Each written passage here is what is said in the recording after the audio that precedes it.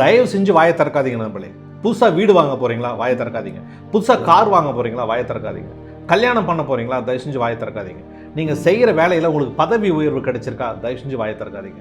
நீங்கள் செய்கின்ற தொழிலில் உங்களுக்கு நல்ல லாபம் கிடைச்சிருக்கா? தயவு செஞ்சு வாயை திறக்காதீங்க நண்பர்களே. ஒரு நல்ல கோர்ஸில் நீங்கள் ஜாயின் பண்ண போகிறீங்களா? தயவு செஞ்சு வாயை திறக்காதீங்க. இங்கே 99% உங்களது இலக்குகள் தோல்வியடைவதற்கும் உங்களது திட்டங்கள் தோல்வியடைவதற்கும் மிக மிக முக்கியமான காரணம் என்ன தெரியுங்களா? தவறான மனிதர்களிடம் தவறான நேரத்தில் உங்களது திட்டங்களை பற்றி உங்களது இலக்குகளை பற்றி நீங்கள் சொல்கிறது தான். சமயத்தில் நீங்கள் வெற்றி அடைஞ்சிங்கன்னு சொல்லும் போது கூட உங்களுக்கு பாதமான நிகழ்வு தான் இந்த விஷயங்கள் ஏற்படுத்துது. ஏன் அப்படின்னா, நீங்கள் நண்பர்கள் அப்படின்னு நம்பி சொல்கிறவங்க கூட நீங்கள் நல்லா இருக்கணும்னு விரும்புவாங்க. ஆனால் அவர்களை விட நீங்கள் நல்லா இருக்கணும்னு விரும்ப மாட்டாங்க நம்மளே. சமயத்தில் சில சொந்தக்காரங்களே அப்படி தான் இருப்பாங்க.